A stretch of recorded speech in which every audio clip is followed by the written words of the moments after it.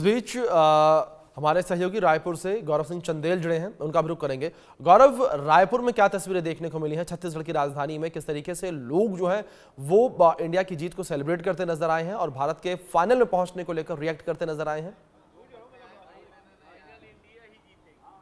जी बिल्कुल, देखिए जिस तरह से माहौल जो है वो कल रात हमने देखा है, किस तरह से पूरी जो खुशनुमा जश्न है वो राजधानी रायपुर में मनाया गया था और वो अभी भी जारी है। हमारे साथ लोग यहाँ पर पहुंचे हुए देख रहे हैं। आप सुबह क्रिकेट फैन से कैसे देखते हैं कल के मैच को, जिस तरह से जीत मिली है? कल का जो मैच था अभूतपूर्व था और इंडिया में लोगों का, भारत में लोगों का ये नया उत्साह, नया उमंग था और भारत की पूरी भावना है कि आगे भी फाइनल भारत जीते।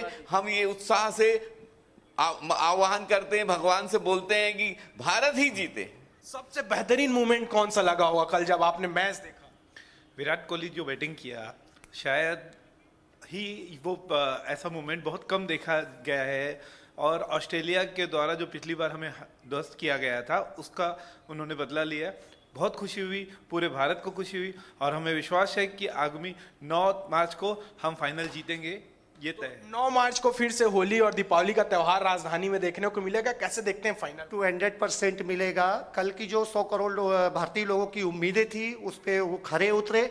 सबसे बेस्ट मोमेंट अभी आपने मेरे भाई से पूछा कि मेरे को डर 2023 के फाइनल का याद आया कि वो हेड ने एक तरफ मैच बना दिया था। बिल्कुल, उसका वरुण चक्रवर्ती का विकेट लेना, उसका आउट होना, ये सबसे बिल्कुल पहला बिल्कुल गौरव, जाहिर तौर पर उत्साह जो है पूरे भारत में इस वक्त देखने को मिल रहा है। हर भारतीय जो है इस वक्त भारतीय क्रिकेट टीम की जीत की दुआएं करते नजर आ रहे हैं। आशिक मीर हमारे सहयोगी श्रीनगर से भी जुड़े हुए हैं। आशिक, मैं आपका रुख करूंगा, श्रीनगर में क्या तस्वीरें देखने को मिल रही हैं, किस तरीके से लोग उत्साहित?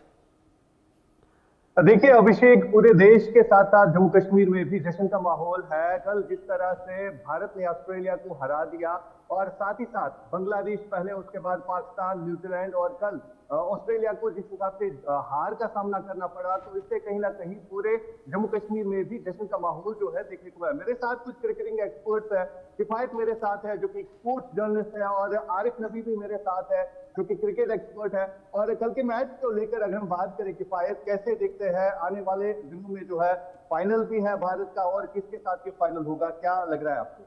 देखिए कल की जीत जो थी बहुत ज्यादा इंपॉर्टेंट है हमारे लिए, क्योंकि जिस हिसाब से चैंपियंस ट्रॉफी की शुरुआत हुई थी, पहले बांग्लादेश, उसके बाद पाकिस्तान, तो कहीं ना कहीं ये माइंड में था, सब लोग पहले दिन से ये दुआ कर रहे थे कि ऑस्ट्रेलिया के साथ हमारा सेमीफाइनल ना लगे। लेकिन जो अच्छे क्रिकेट लवर्स हैं और खासतौर पे मैं ये चाहता था कि हमारा सेमीफाइनल ऑस्ट्रेलिया के साथ ही लगे, ताकि हम उनसे पिछली 3-4 हारों का बदला लें और चैंपियंस ट्रॉफी की फाइनल में। तो कल जिस तरह से ऑस्ट्रेलिया को हराया है, ये एक ऐतिहासिक जीत है हमारे लिए। और खासतौर पर रोहित शर्मा के फैंस जो है, और रोहित शर्मा क्योंकि उनकी चौथी आईसीसी, मैं कहूँगा आईसीसी इवेंट में उनका चौथा ये है कि वो फाइनल में पहुंचे हैं। पहले वर्ल्ड कप के फाइनल में, उसके बाद T20 वर्ल्ड कप, उसके बाद WTC वर्ल्ड टेस्ट चैंपियनशिप और अभी चैंपियंस। आरिफ, आप आगे आ जाइए थोड़ा सा। आप मुझे बताइए विराट कोहली की पारी और ओवरऑल अगर हम देखें टीम इंडिया का परफॉर्मेंस कैसा रहा इस टूर्नामेंट में? देखिए सबको जो है 19 नवंबर की शाम याद होगी जब अहमदाबाद में कहीं ना कहीं हमें धाराशायी कर दिया गया था जी। लेकिन कल जो है विराट ने अपना जितना भी बदला था वो किंग साइज शुरू किया, क्योंकि जिस हिसाब से पहले लग रहा था क्रिकेट फंसेगा, लेकिन उसके बाद विराट कोहली ने अच्छे से बैठ के उधर कहा कि मैं हूं, इधर कोई टेंशन लेने की बात नहीं है और विकेट को जो है पड़ा परखा एडम्स। बिल्कुल आशिक, जाहिर तौर पर लोग उत्साहित नजर आ रहे हैं। लोगों में इस वक्त खुशी देखने को मिल रही है। सीधे तौर पर चैंपियंस ट्रॉफी के फाइनल में भारत पहुंच चुका है। जीत को लेकर भी लगातार लोग दुआएं मांग रहे हैं।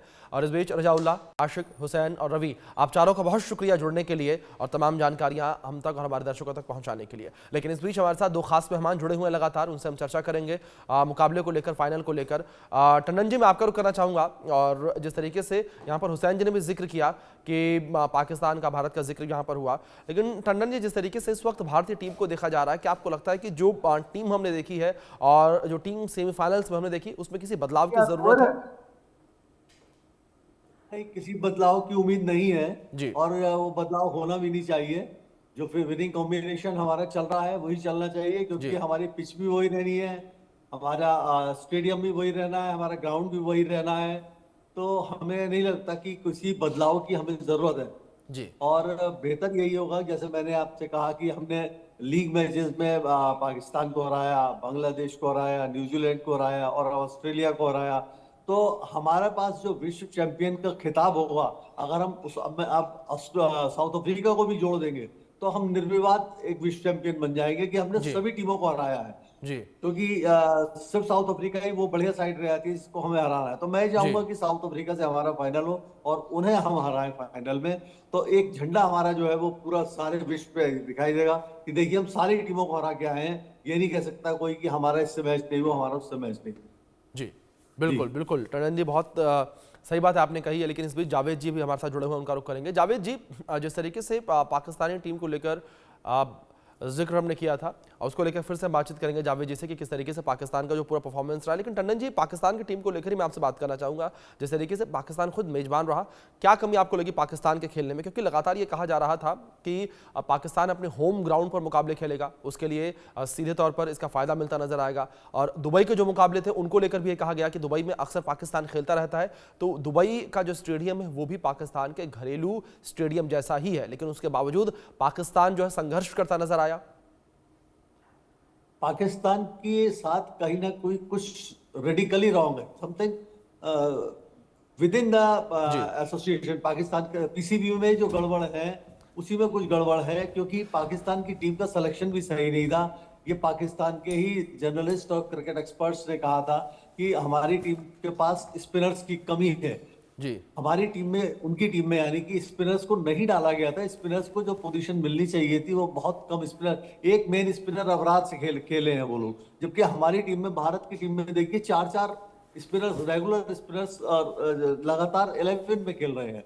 तो उनकी टीम का कंपोजिशन ही सही नहीं था। दूसरी बात यह है कि जो उनका फास्ट बॉलिंग का अटैक हमेशा से जो बहुत नामी रहा है, बहुत जिसके लोग कायल रहे हैं, वो धार उनकी खत्म हो गई है। वो शाहीन अफरीदी लगातार संघर्ष कर रहे हैं, नसीम शाह भी लगातार संघर्ष कर रहे हैं, और इनके जो डोमेस्टिक विकेट्स हैं उन पे ये सब बॉलर बहुत संघर्ष खास तौर से करते हुए दिखाई दे रहे हैं। बैटिंग में उनका बाबर का फॉर्म में ना होना, बाबर के रन न बनाना बहुत बड़ा असर कर रहा है उनके ऊपर। तो ओवरऑल सभी कुछ इस समय पाकिस्तान की टीम में गड़बड़ चल रही है। और आज जो टीम है उन्होंने T20 के लिए और वनडे के लिए अनाउंस की है न्यूजीलैंड के लिए, उससे पता चलता है कि वो इस बात को समझ रहे हैं और उन्होंने काफी कुछ चेंजेस भी किए हैं। और वो जरूरत भी है पाकिस्तान की कि अगर टीम को रिबिल्ड करना है उन्हें, तो कुछ नए चेहरे लाने पड़ेंगे, अब पुराने चेहरों को रेस्ट देना पड़ेगा।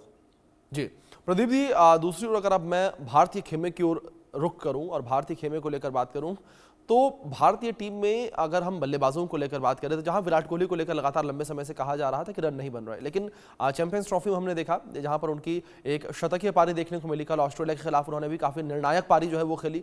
लेकिन इस बीच अब लगातार सवाल उठते नजर आ रहे हैं रोहित शर्मा को लेकर कि आखिर उनका बल्ला कब चलेगा, क्योंकि उम्मीद बड़ी की जा रही थी कि सेमीफाइनल बड़ा मुकाबला है और प्रेशर में रोहित शर्मा भी अच्छा परफॉर्म करते, लेकिन उसके बावजूद रोहित शर्मा जिस तरीके से हमने देखा एक बार फिर से कोई बेहतर स्कोर किए बगैर पवेलियन लौट गए।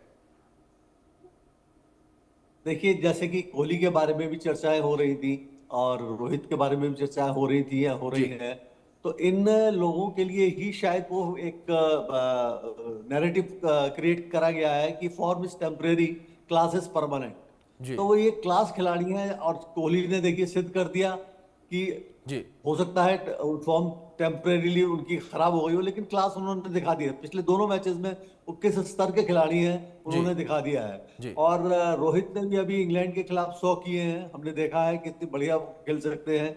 तो हो सकता है उनका भी एक टेम्परेरी फेज हो और इससे वो बहुत जल्दी उभर जाएंगे। हो सकता है हमें फाइनल में एक बड़ी पारी देखने को उनसे मिले। बिल्कुल बिल्कुल प्रदीप जी, हम भी यही उम्मीद करते हैं कि रोहित शर्मा का बल्ला बोलता नजर आए, फाइनल में उनके बल्ले से एक बड़ी पारी निकलती नजर आए। लेकिन इस बीच प्रदीप से मैं आपसे रिक्वेस्ट करूंगा आप बने रहे हमारे साथ और